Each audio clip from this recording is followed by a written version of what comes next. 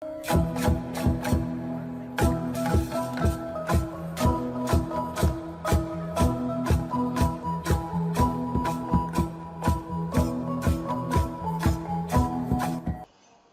này chơi new free ni bị bằng lại buồn sang khắp những hàng làm đa nít này có mấy thương biện nít mông ra đây lại mày mày thư về cầm nuôi buồn sang đây cả là tát ban lần là buộc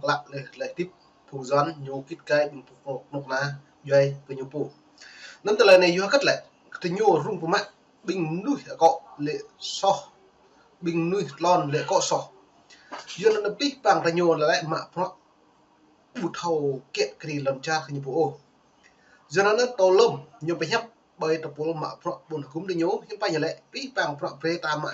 sa chỉ lên ta là phong minh mà thì bữa đại chịu này còn ngăn tiêu ta cung cấp của lần cha tập bộ nó nước càng nhiều cái chấp như lệ ở trong phong này trong 2025 nó lại chính tổ tung lên đứng lên từ có cái chấp biết bằng hoa cái lượng mang tập bộ mà buồn cùng lên trong ta bạ như là bộ pre sai sót cơ hàng lấy một cái trứng một cái trăng chỗ thì lúc ta có là mút toma như lệ có là rẻ mà có tập bộ này pas lại tập bộ giờ nó giờ buồn sáng mời pre xem làm bịa lấy video như hậu làm lời top năm này mà nó buồn sáng là một nhiệm vụ đặc biệt quan trọng theo thông cáo báo chí của ban được đăng trên trang tin của chính phủ Việt Nam. Đây là nhiệm vụ đặc biệt quan trọng và là cuộc cách mạng về tinh gọn tổ chức bộ máy của hệ thống chính trị, cần thống nhất cao về nhận thức và hành động trong toàn đảng và cả hệ thống chính trị, Tổng Bí thư Tô Lâm nói trong bài phát biểu bế mạc hội nghị chỉ kéo dài có nửa ngày. Người đứng đầu Đảng Cộng sản yêu cầu kiện toàn tổ chức bộ máy hệ thống chính trị trong quý 1 năm 2025. Trong đó, ông yêu cầu phải khách quan, dân chủ, khoa học, tiếp thu ý kiến từ các chuyên gia, nhà khoa học, kể cả kinh nghiệm nước ngoài để đề xuất tinh gọn tổ chức bộ máy.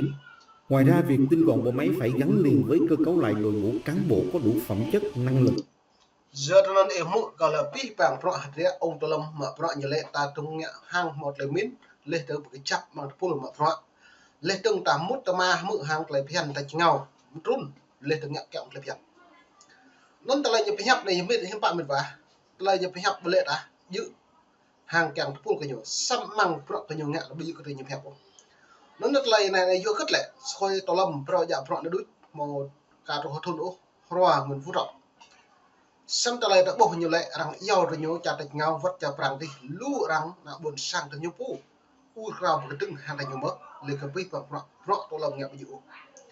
lấy dòm Tô Lâm nhớ gì là buồn sang do Tô Lâm nhớ một cái trứng bị Tô Lâm mà hem lại nó để Tô Lâm hàng này hem phải nhiều lệ là gì lại mà Tô Lâm mà thành nhiều phú lấy trứng kẹo chấp trong bộ đảng lấy trứng nằm mực bộ này chụp bộ chụp từ giờ ta mang trong bộ đảng nó lại mà mong thấy đây một niềm đáp như vậy ta chinh thọ khắp cả đạo buồn sang pro cất nhiệt cao lấy như vậy pre nhiệt cao là pro cất tạo một ca không ca một tiếng ngạo tạo một này pre là ngắt là cùng cùng nó nằm lăng úc gật lại núi cơ đình ca hẹp u đây mà hẹp u đi cái buồn như vậy nó nhập chập trong bộ đảng cái vô này lại nhưng bạn là bu lệ từng mang trong bộ đảng là nhập thâu bộ màu hạt pan hay là nhũ bố già pro net bằng pro net bố già pro prong bằng pro đó dù cái trả lệ nó là nạ buồn sang cái nhập bồ lệ cơ cấu cái nhiều ta là bồ là cùng từ nhiều lại bởi chữ sai chỉ là đâu lu cái lại xuân ngăn mong bay như cái bẹ trong nội bộ đảng lên đường lum nuôi pro bẹ lu bồ sam pro thầu dọ mà cho nó nhá bồ nào nạt bằng nạt bồ nào bằng cứ bị nào buồn sang gì vậy làm sao cho nuôi nào buồn sáng Việt Nam ta có một là lấy hoa đấy lúc mèo bò để lên làm chống được bò hay tùy mập có tinh có dập nó lại chỉnh dập mưa bịa đôi thay dập mưa lu có lọc nó ấy bao nhiêu mạng nó buồn sáng ta vật thì gần nó mình phải bớt nhưng mà tệ nhập hạt sát triệu nó bây giờ lu bịa nhập hạt lau triệu bạ triệu nó khác nhập trong nội bộ đảng ta nhiều nữa ý lăng trong nội bộ đảng ta nhiều mạng rồi nên bạn bây giờ cả bây giờ cũng còn chức còn là đối sách đối giao thông công an bên nó mở an ninh bên nó mở cơ động bên nó mở cái buổi du kích bên nó mở bộ đội rồi mà ta về rama mẹ tập pol này về nhá bạn rama tập pol này là đây như chỉ bạc nhá bạn lại công quỹ nhà nước đi nhiều pre nhá bạn tự mẹ đâu đấy mẹ đâu bạc phum nuôi đời lệ mà tôi nhập hạt lau triệu đua triệu không cả nhiều pháp hạt nhiều bùi dập giật nó luôn lại tung lùm hàng lại đặt lại vi phạm yang đây phải khắp hiện hàng lại ra lệ từng pi hạt rẻ thì doan là lại nó nhìn nào lại ray nó nên mình sẽ phút động tạ lâu đi nhiều kèm vật lực hệ pi bằng bình mở phượng lại xuân ngàn dần dạo đốt lò xong ra đây bạn bù cả một hui bên phượng đốt lò lại xuân ngàn lũ nguyên phút động như thâu lo như gì mới lần Lào Việt Nam ông to lâm nữa xuân ngàn pi bằng ngã sát pi bằng nhu tùy kỹ nhập hàng hóa hàng lậu nhu tùy kỹ tùy mặn nuôi trăm tiền vừa từng bình nuôi tùy tòa hàng lại cái cả lim nuôi tây nguyên tập ngừa đầm sẽ mở tiệm bao nhiêu về xử lý giữa cái lại binh u nhú biến tay ngàn như lại nhiều nhẹ kẹt được hòa như vậy nó hàng này bài chơi gì doạt là cái tang như đó nhưng phải làm sẽ cho nuôi sẽ cho nhiều dạ lâu rồi bí thư này chủ tịch nước này trường công an này cái buổi lâm cho nhật lầu tịch rồi lâm lâu tịch mọi này bố mong ni vào năm lần chặt Việt Nam sẽ ra lót từng cái lại suốt ngàn ông tổ lực nên bởi vậy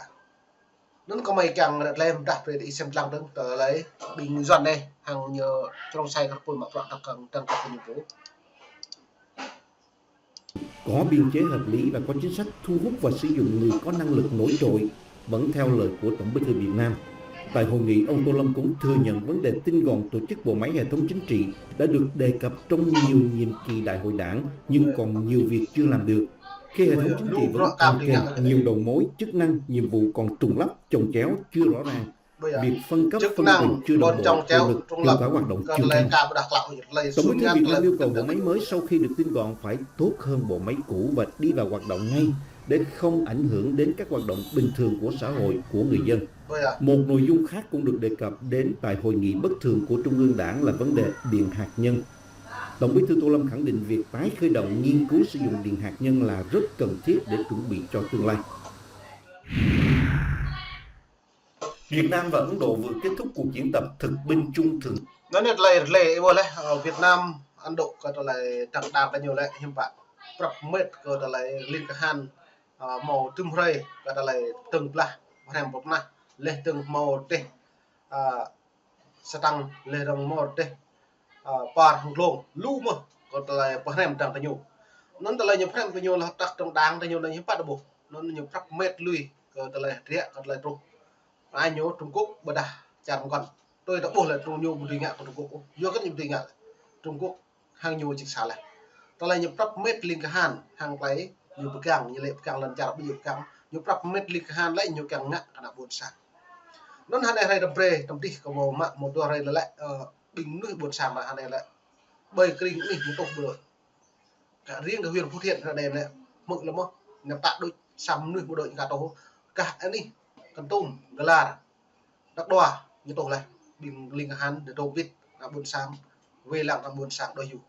nên vậy nó mà về xem lăng là gì đặt lây còn là xem nè pháo hàng núi Ấn Độ còn là gì lên tua khu gia này niên lần thứ 5 tại binh trạm Chandimandir ở bang Haryana, miền Bắc Ấn Độ. Những sĩ quan quân đội cao cấp đại diện cho hai bên đều đánh giá rằng cuộc diễn tập góp phần củng cố quan hệ hai nước. Hoạt động chung này có tên đầy đủ là Diễn tập về gìn giữ hòa bình Việt Nam-Ấn Độ 2024, gọi tắt là VinBEST 2024, diễn ra từ ngày 4 đến 22 tháng 11